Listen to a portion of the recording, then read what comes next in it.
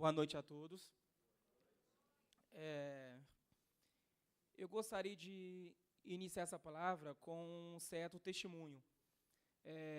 Certo sábado, há uns 2, 3 meses atrás, mais ou menos, estávamos eu e um grupo de amigos em frente a uma certa igreja, né? Existe ali um estacionamento, e ali nós estávamos conversando, né, como crentes e tal. Só que algo aconteceu que nos chamou a atenção. Um certo jovem, de mais ou menos 19 a 20 anos, ele passou correndo atrás de nós. E algo que nos chamou a atenção, né, da forma geral, foi como ele estava se vestindo. Isso despertou a atenção de algumas pessoas nessa roda de amigos. Então as pessoas começaram, não, é homossexual. Então começaram a fazer, tem que virar homem, comentários desse tipo. E eu estava ali no meio deles. E o que acontece? A gente estava ali, o pessoal continuou falando, e eu em silêncio, eu só me levantei para falar, olha, a nossa luta não é contra a carne, mas sim contra o inferno, de uma forma geral. E interessante, engraçado, porque esse rapaz, eu creio que o senhor trouxe esse rapaz ele parou numa certa distância, como mais ou menos daqui naquela mesa, ele sentou em um degrau. Então, ali, o senhor começou a falar no meu coração, vai lá e conversa com ele. Eu falei, não vou não, porque eu sabia, no fundo, qual a posição que eu teria que tomar com aquele rapaz. Então, aí o senhor continuou falando comigo, vai lá, e eu não vou, vai lá. Aí chegou um tempo que eu cedi, não, eu vou lá. Eu cheguei perto daquele rapaz, falei, olha, qual que é o seu nome? Meu nome é fulano, muito prazer, o meu nome é Eduardo. Eu comecei a conversar com ele, eu pedi, eu posso sentar com você do seu lado? Ele pode, comecei a conversar com ele ali, e eu sabia qual a posição que eu tinha que tomar com aquele rapaz ali. Eu cheguei para ele e falei, olha, eu não sei se você viu que aquele grupo comentou com você, eu não sei, também não me interessa, mas eu quero dizer para você, porque aquele grupo de rapazes, eu estava no meio deles, estavam falando sobre você, não é algo de Deus, eu quero pedir perdão para você por isso. E eu quero pedir perdão para você agora por mim, porque eu não falei nada. Mas eu simplesmente estava no meio deles. Eu emprestei meus ouvidos para aquilo que eles estavam falando. Eduardo, mas onde você quer chegar? Até onde você quer chegar? Aqui. O tema dessa noite do sermão é Andando como ele andou. Abra comigo lá em 1 João, capítulo 2, versículo 4 a 6.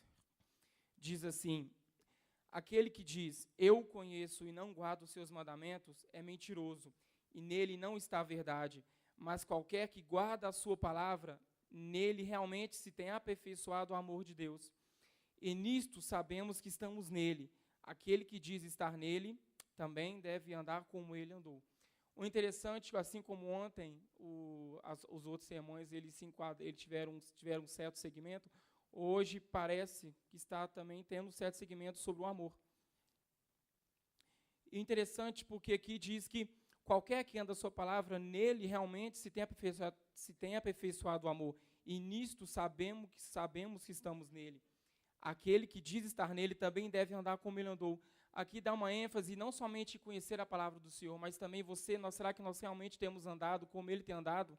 Quando você diz andar nele, não quer dizer, é algo mais forte que você andar lado a lado com ele. Porque nós aqui, nós não somos Eduardo, nós não somos o pastor Léo, nós não somos Eduardo, nós somos o próprio Jesus. E no mesmo passo, onde é interessante, quando você está numa praia na areia, quando você pisa ali e deixa sua marca, é como se que Jesus tivesse andado ali e você tivesse andado nos passos dele, no mesmo rumo, no mesmo caminho, as mesmas marcas que ele deixou ali na areia, nós temos que deixar. E eu quero começar estudando 3 princípios. O primeiro deles é sobre o falso discípulo. Abra comigo lá em Lucas, capítulo 10, versículo 30.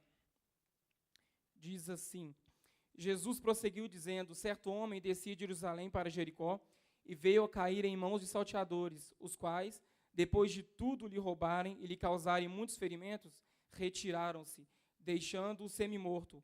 Casualmente descia um sacerdote por aquele mesmo caminho e, vendo-o, passou de largo. Semelhantemente, um levita descia por aquele lugar e, vendo-o, também passou de longe. É interessante porque o falso discípulo, eu coloquei na ênfase, né, o sacerdote, o levita, em cima desse texto, porque são homens que, de certa forma, conhecem a palavra do Senhor. O sacerdote aqui representa aquele que conhece a lei. Muitas vezes são líderes, muitas vezes são pessoas que estão à frente, muitas vezes são pessoas que são líderes de células, somos nós mesmos como simples ovelhas do Senhor, que conhecemos a palavra, que pregamos a palavra, simplesmente conhecemos, pregamos, mas nós não vivemos, muitas vezes nós não vivemos. O levita representa aquele que ministra o coração de Deus.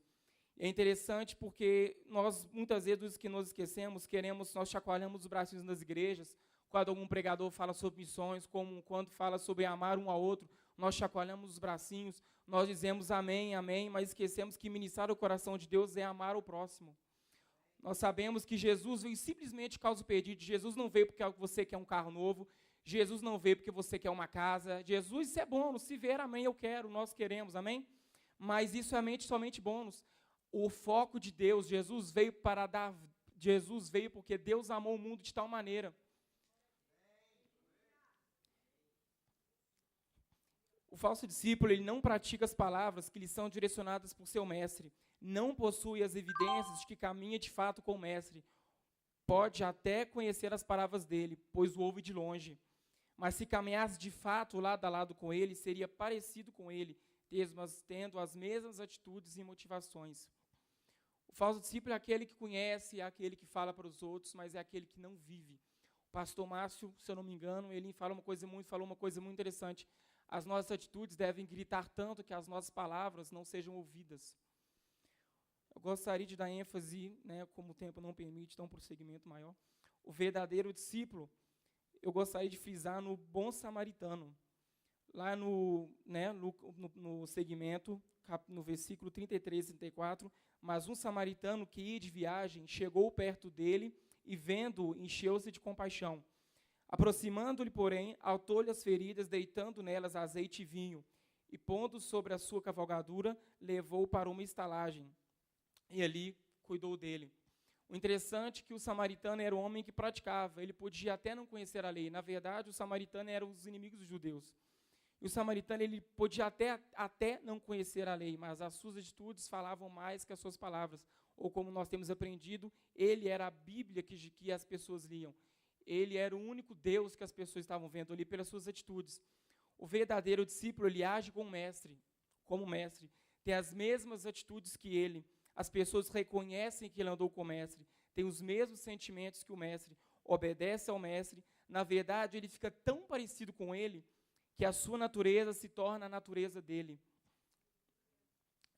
Lá em João 15, 17, diz: eu vos mando que vos ameis uns aos outros. Isso é algo que Deus tem nos pedido, essa é a maior ordem que Deus nos dá. Nós devemos amar a Deus, nós devemos amar aos perdidos, nós devemos amar ao nosso irmão, ao seu irmão que está do seu lado. E agora, o último ponto que eu gostaria de estar estudando seria o selo do discipulado. O selo do discipulado é o amor. Jesus, o Mestre, nos chama a amar. Ele nos diz nos versos que eu vou estar dizendo que seríamos conhecidos não pelo poder, não pelas maravilhas, afinal haveria muitos que fariam tais coisas, mas eles não teriam amor, pois amor vem de Deus, pois Deus é amor. E um dos pontos dentro desse ponto do selo discipulado, imitar a Deus é fazer tudo como ele fez. Efésios 5:2 diz: sede, pois, imitadores de Deus como filhos amados, e andai em amor como Cristo também vos amou, e se entregou a si mesmo por nós como oferta e sacrifício a Deus em cheiro suave. O segundo é imitar a Deus, é simplesmente obedecer. João 15:17 diz: isto eu vos mando, que vos ameis uns aos outros. João 13:34 diz: um novo mandamento vos dou, que vos ameis uns aos outros, assim como eu vos amei a vós, que também vós vos ameis uns aos outros.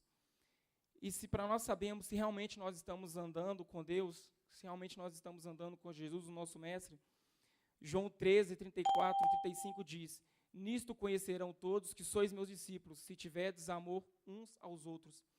E para concluir, é necessário enxergar as pessoas como Deus as enxerga, amá-las como Deus as ama. A Bíblia nos diz que não existe amor do que dar a própria vida. É interessante que um autor que eu gosto muito, chamado Brennan Manning, ele é autor de um livro chamado Evangelho Maltrapilho. Ele diz o seguinte: a igreja tem deixado de ser hospital de enfermos para ser um museu de santos. A igreja tem deixado de ser realmente aquilo que ela foi chamada para ser. E começamos, infelizmente, a olhar para os pecados das pessoas, começamos a olhar para o mundo, começamos a olhar para o que a pessoa fez e não realmente como Deus a vê. E eu gostaria de deixar 3 perguntas para nós respondermos para Deus e para nós mesmos. Quem eu tenho sido? Um hospital ou um museu? Tenho andado de acordo com essa resposta? Se não, o que pretendo fazer para que haja mudança? Tem um pregador que eu admiro muito chamado George Whitefield. E interessante porque em uma de suas pregações, ele diz o seguinte: ele foi questionado para as pessoas, por uma certa pessoa, por que ele chorava sempre quando ele pregava. E a resposta dele foi a seguinte: se vocês não choram pelos seus pecados, eu vou chorar. Será que nós temos chamado? Será que nós temos verdadeiramente chorado? Ou será que nós temos tomado papel de juiz, coisa que nós não somos? Boa noite, que Deus os abençoe.